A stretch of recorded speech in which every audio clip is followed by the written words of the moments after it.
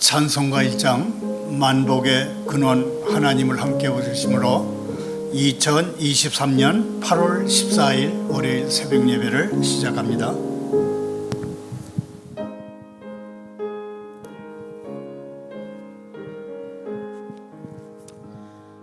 만복의 근원 하나님 온 백성 찬송 드리고 저 천사여 찬송하세 찬송 성부 성자 성령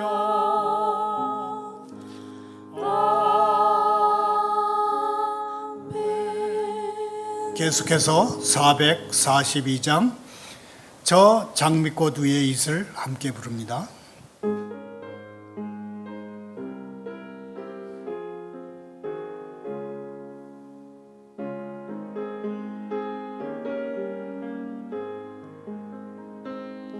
저 장미꽃 위에 있을 아직 맺혀 있는 그때에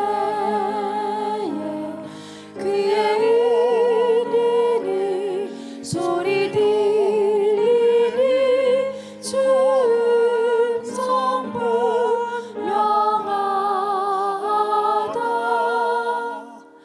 주님 나와 동행을 하면서 나를 친구 삼으셨니 우리 서로 받은 그 기쁨은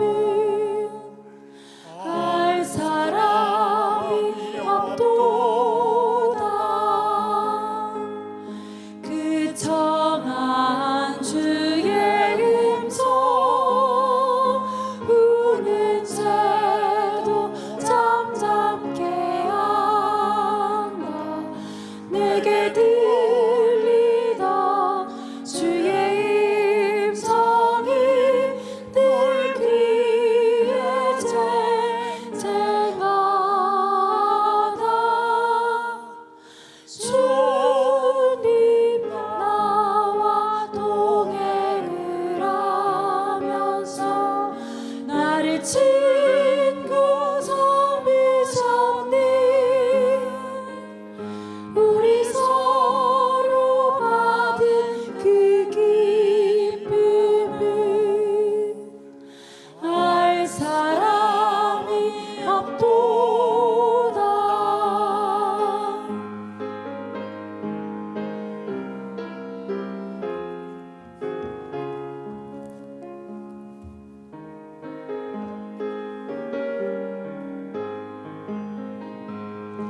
밤 깊도록 동산하리 주와 함께 있으려 하나 괴로운 세상에 할 일 많아서 날 가라며 하신다 주님 나와 동행을 하면서 나를 친구 삼으셨니 우리 서로 받은 그 기쁨은 알 사람이 없도다 오늘 새벽에 보실 하나님의 말씀은 사도행전 21장 27절부터 40절까지입니다. 교독합니다.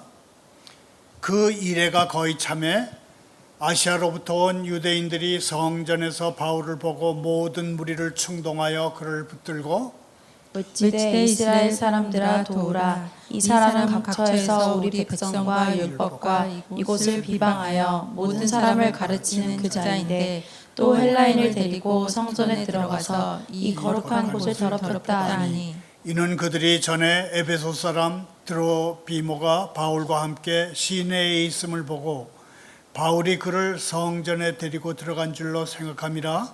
온 성이 소동하여 백성이 달려와 모여 바울을 잡아 성전 밖으로 끌고 나가니 문들이 곧 닫히더라. 그들이 그를 죽이려 할 때에 온 예루살렘이 요란하다는 소문이 군대의 천부장에게 들리매 그가 급히 군인들과 백부장들을 거느리고 달려 내려가니 그들이 천부장과 군인들을 보고 바울 치기를 그치는지라. 이에 천부장이 가까이 가서 바울을 잡아 두 쇠사슬로 결박하라 명하고 그가 누구이며 그가 무슨 일을 하였느냐 물으니 무리 가운데서 어떤 이는 이런 말로 어떤 이는 저런 말로 소리치거늘 천부장이 소송으로 말미암아 진상을 알 수 없어 그를 영내로 데려가라 명하니라. 바울이 층대에 이를 때에 무리의 폭행으로 말미암아 군사들에게 들려가니 이는 백성의 무리가 그를 없이하자고 외치며 따라감이라. 바울을 데리고 영내로 들어가 할 때에 그때에 바울이 천부장에게 이르되 내가 당신에게 말할 수 있느냐 이르되 네가 헬라 말을 아느냐. 그러면 네가 예전에 수요를 일으켜 자객 4,000명을 거느리고 광야로 갔던 애굽인이 아니냐. 바울이 이르되 나는 유대인이라 소읍이 아닌 길리기아 다소시의 시민이니 청컨대 백성에게 말하기를 허락하라 하니 천부장이 허락하거늘 바울이 층대 위에 서서 백성에게 손짓하여 매우 조용히 한 후에 히브리 말로 말하니라. 아멘. 하나님 아버지, 모든 시간이 다 주님의 손에 있나이다. 주님, 저희 예수 믿는 사람들을 향한 세상의 비난과 적대감이 있을지라도 그 모든 것이 주님의 뜻을 이루는데 똑같이 쓸모가 있다고 생각하게 해 주십시오. 주님께서 주시는 힘을 얻고 주님의 은혜를 나눌 때처럼 평온한 시기에 찾아오는 위기의 때를 잘 맞을 수 있게 하시며 수용의 때에 찾아오는 반목의 순간 또한 잘 맞이하게 하옵소서. 예수님의 이름으로 기도하옵나이다. 아멘. 오늘의 설교 부제목은 군중 심리는 이성을 마비시킨다입니다.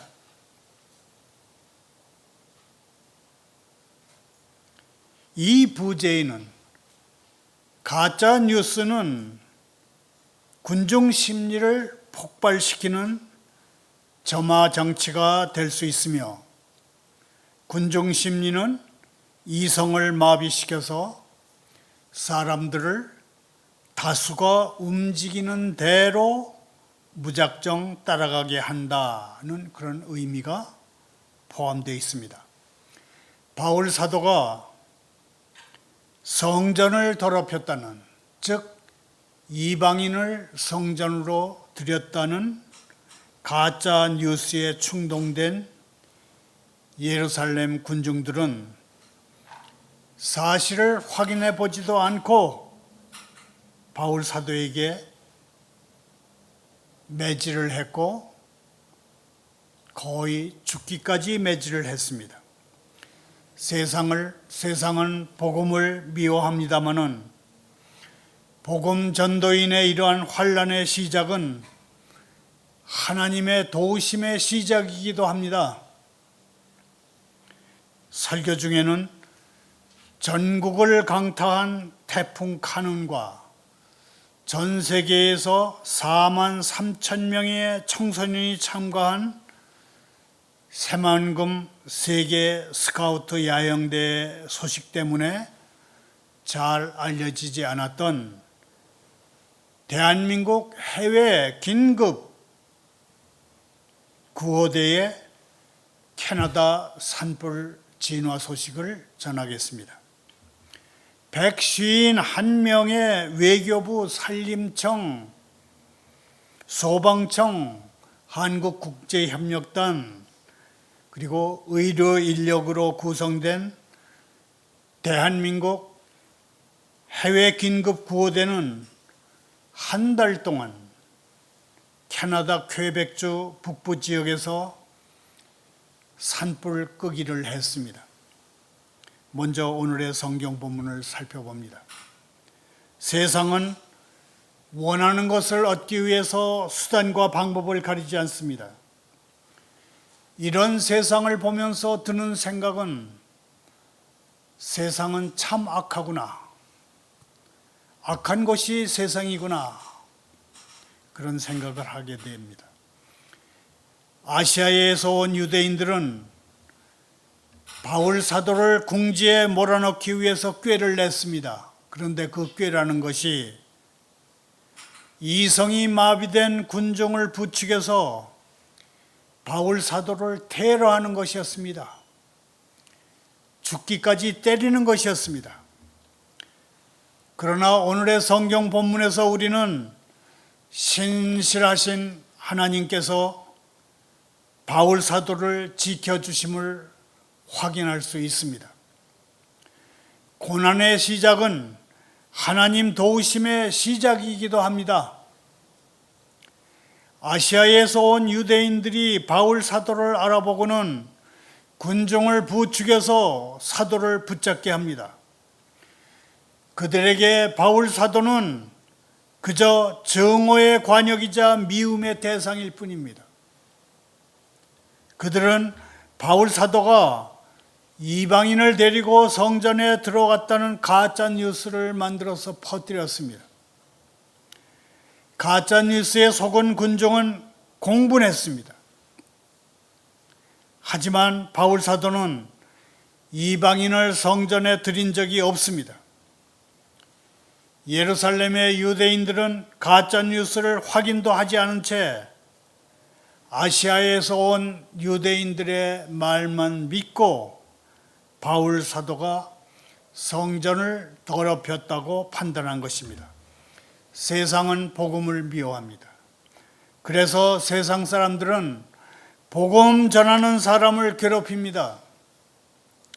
나쁜 꾀를 냅니다. 그래서 어떻게 하든지 전도하는 이들을 어려움에 빠뜨리고 거짓말로 군종을 부추겨서 복음을 전하지 못하게 합니다. 복음 전도를 가로막는 세상의 대표적인 행동은 그게 다름 아닌 전도하는 사람을 어려움에 빠뜨리는 것입니다. 아시아에서 온 유대인들의 부추김으로 무리는 흥분하게 되고 이성이 마비된 무리는 하나처럼 움직였습니다. 흥분한 무리는 바울 사도에게 테러를 가하며 죽이려 했습니다. 군종 심리는 이성을 마비시킵니다. 군종이 흥분 상태에 빠지면 생각하고 판단하는 능력을 잃습니다. 이성이 마비된 군종 심리는 옳고 그름을 분간하지 못한 채 다수가 움직이는 대로 얼마든지 따라갑니다. 예수님이 십자가에 못 박히실 때의 실제 상황도 마찬가지였습니다. 이성이 마비된 군중의 심리는 강도는 풀어주라 하고 예수님은 십자가에 못 박으라 그렇게 외칩니다. 성도는 심각한 고난에 맞닥뜨릴지라도 진리의 편에 서야 합니다. 사람들이 다 진리를 거부하고 진리에 대항할지라도 우리는 진리를 확실하게 붙들어야 합니다. 대규모 민중에 의한 사회적 혼란이 빚어질 것을 알아챈 로마 군대 지휘관 천부장이 부하들을 이끌고 급히 달려왔습니다.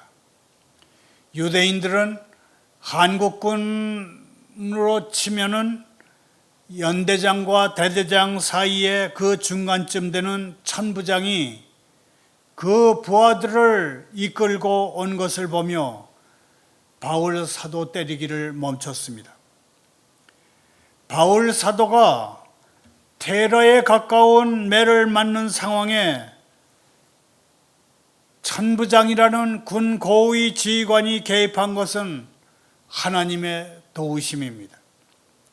하나님께서는 복음의 일꾼이 그 사명을 다 마치기 전에는 죽게 내버려 두지 않습니다. 하나님의 백성에게 때때로 시련은 있을지라도 완전한 실패는 없습니다. 살고 죽는 것이 하나님께 달렸기 때문입니다. 그러므로 성도는 위태로운 처지에도 하나님의 손길을 믿고 굳건하게 앞으로 나아갈 수 있어야 합니다. 천부장은 바울을 묶으라고 명령을 합니다. 그리고 무리에게 어떻게 된 일인지를 묻습니다. 그런데 무리의 대답은 각각 달랐습니다. 어떤 이는 이런 말로, 또 다른 이는 이런 소리를 쳤습니다. 사람마다 말이 달랐다는 것은 바울 사도에게 죄가 없음을 보여줍니다.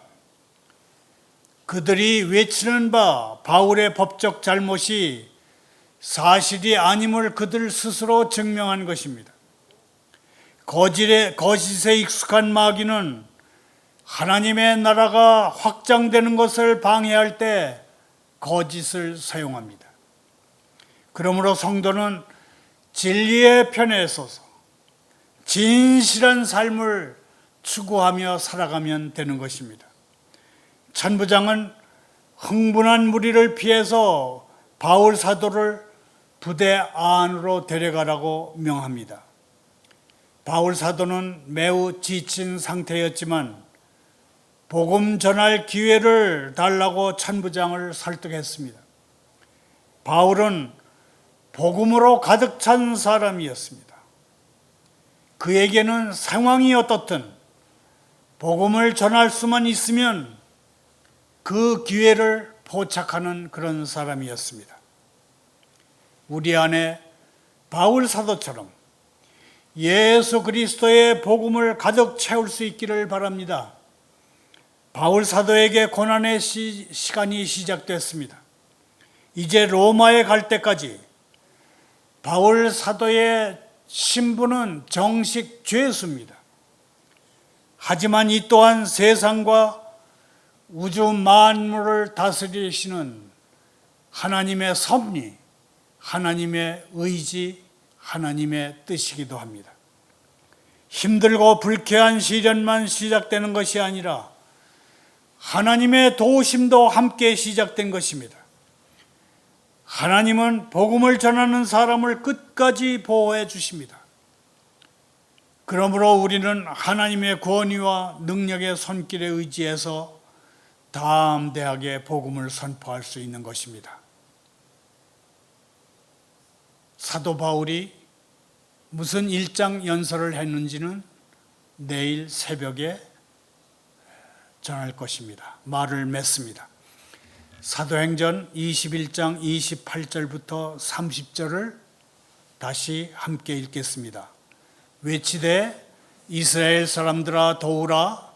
이 사람은 각처에서 우리 백성과 율법과 이곳을 비방하여 모든 사람을 가르치는 자인데 또 헬라인을 데리고 성전에 들어가서 이 거룩한 곳을 더럽혔다 하니 이는 그들이 전에 에베소 사람 드로비모가 바울과 함께 시내에 있음을 보고 바울이 그를 성전에 데리고 들어간 줄로 생각함이로라. 온 성이 소동하여 백성이 달려와 모여 바울을 잡아 성전 밖으로 끌고 나가니 문들이 곧 닫히더라. 여기서 잠깐 대한민국 해외 긴급 구호대의 캐나다 산불 끄기 소식을 전하겠습니다. 캐나다 전역이 산불에 휩싸였을 때입니다. 151명의 대한민국 해외 긴급 구호대는 퀘벡주 북부 르벨시우 깨비용 현장에서 한 달 동안 산불을 껐습니다. 다른 국가에서 파견된 구호대가 보통 보름 2주간 정도 활동하는 것과는 달리 한국 구호대는 활동 기간을 한 달까지 늘려 잡은 것도 현지의 주목을 받았습니다. 윤석열 대통령은 트위터에 한국과 캐나다 소방관들이 합동작전을 통해서 우리는 오래 지속될 우정의 또 다른 이정표를 세웠다, 그렇게 말했고, 지스탱 트리도 캐나다 총리는 한국에서 온 소방관들과 대한민국 대통령에게 감사를 드린다. 우리 두 나라는 항상 서로를 위할 것이라며 거듭 감사의 뜻을 표했습니다. 지난 1일 캐나다 오타와 공항입니다. 대한민국 긴급 구호대가 활동을 마치고 그들을 태운 비행기가 이륙하기 직전에 비행기 안에 트리도 캐나다 총리가 깜짝 손님으로 등장했습니다. 캐나다 총리의 특급 배웅이었습니다. 트리도 총리는 이 자리에서 지난 4주 동안 가족들과 떨어져서 구호 활동을 펼쳐준 것에 대해서 진심으로 감사합니다, 그렇게 말했고, 이어서 자신의 트위터에 다시 한번 한국 긴급 구호 대원들의 영웅적인 헌신에 감사한다, 그렇게 강조했습니다. 캐나다는 1950년 6.25 전쟁 때 구축함 3척 그리고 항공 수송대대와 함께 지상군 26,791명을 급회해서 이 가운데 전사자 516명을 포함해서 모두 1,761명의 인명피해를 봤던 그런 나라입니다. 다시 성경으로 돌아옵니다. 오해받기를 좋아할 사람은 없습니다. 오해받으면 외롭고 속상하고 때로는 무력감과 실망감까지 듭니다. 조심하지 않으면 남을 원망하게 되고 자칫 한이 가슴에 맺히게도 됩니다. 우리가 살펴보고 있는 사도행전 21장에서 바울 사도가 경험한 오해를 잘 보면 3가지 진리가 드러납니다. 첫째, 오해는 피할 수 없는 현실이라는 것입니다. 어떤 식으로든 뜻깊은 영향을 미치거나 중요한 관계를 가꾸려면 크든 작든 오해받을 수밖에 없습니다. 우리가 평범한 군중과 다르게 여태 이루어진 일을, 여태 시도되지 않은 일을 이루고 싶고 현재의 상태를 깨뜨려 버려서 뭔가 새롭게 만들려면 우리는 반드시 그때 오해를 받게 됩니다. 노아를 한번 보십시다. 작은 도시만한 배를 짓는 동안 그는 불신의 대상이었습니다. 모세는 어땠습니까? 모세의 인생을 향한 하나님의 목적을 백성들이 이해해 줄 줄 알았지만 그들은 이해하지 못했습니다. 요셉은 어땠습니까? 더할 나위 없이 성실하고 순전했지만 왕실 친위 대장인 보디발은 자기 아내 편을 들었습니다. 그래서 요셉에게 성폭행 미수죄를 씌웠습니다. 요셉은 정직했음에도 감옥에 갇혔습니다. 구약의 선지자들은 어땠습니까? 무시당하고 소외되고 불충하다는 비난과 매몰찬 비판, 공공연한 미움을 받았습니다. 개혁신교의 개혁가들은 어땠습니까? 이단 취급을 받았습니다. 마귀처럼 저주의 말을 듣고 짐승처럼 쫓겼습니다. 예로부터 무엇이든 가치 있는 일을 한 사람은 누구나 오해를 받았습니다. 둘째, 오해의 원인은 예측할 수 없습니다.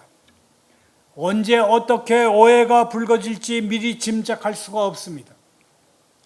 오해의 원인은 속단, 교만, 두려움, 편견, 비방, 옹졸함, 야망, 허영심, 그런 것들 가지각색입니다. 일단 오해가 생기면 풀 방법이 없습니다. 상대가 귀를 기울여서 우리 얘기를 들으려고 할 때까지 우리는 오해를 풀 수가 없습니다.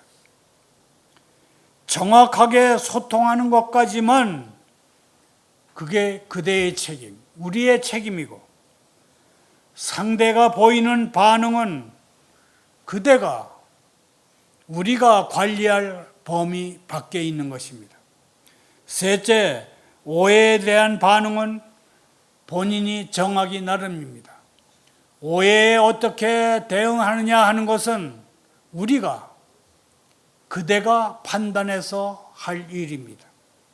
오해에 대한 최선의 방법은 상대에게 이 문제로 대화하자고 요청한 뒤에 그냥 일상의 삶으로 되돌아가는 것입니다. 우리의 무력함을 받아들이고 계속 살아갈 힘 주실 것을 위해서 하나님께 우리는 그냥 기도하면 됩니다. 오해에서 비롯된 위기를 어떻게 해결할지는 그냥 하나님께 맡기십시오.